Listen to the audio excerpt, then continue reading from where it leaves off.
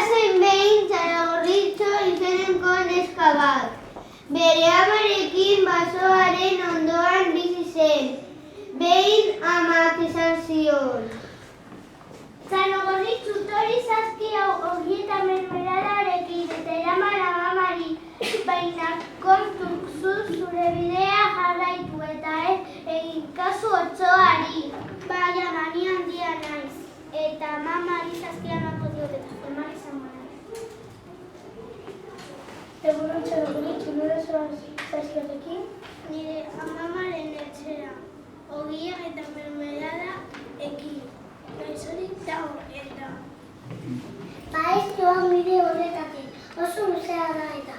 Joan hobeto bide horretatik. Ondo, eskerrik asko. Baina otsoak Txaragorritxori engainatu zion.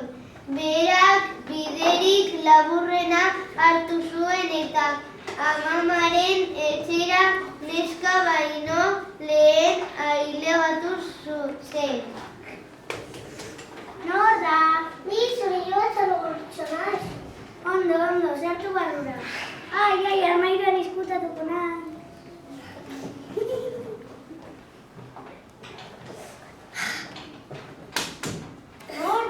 Ni zure jo bat Txaragorritxo naiz, zazki bat dauka zuretzat. Bai, sartu. Egunon, amama. Bai, zelako begi handiak dituzu. Zu hobeto ikusteko. Amama, zelako belarri luzeak dituzu. Zu hobeto entzuteko. Amama, zelako zutur handia duzu. Zu hobeto zaintzeko. Amama, zelako aho handia duzu. Zu hobeto jateko.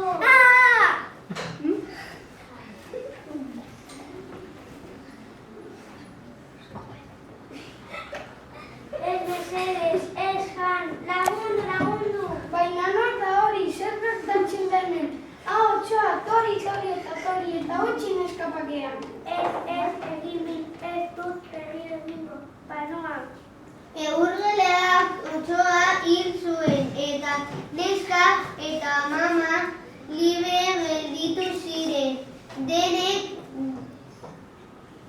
jaia handi egin zuten eta Txaragorritxok ikasi zuen gurasoei kasu egin behar ziela. Ala ez bazan, sar dadila kalabazan eta atera dadila Perribaiko plazan. Oso ondo!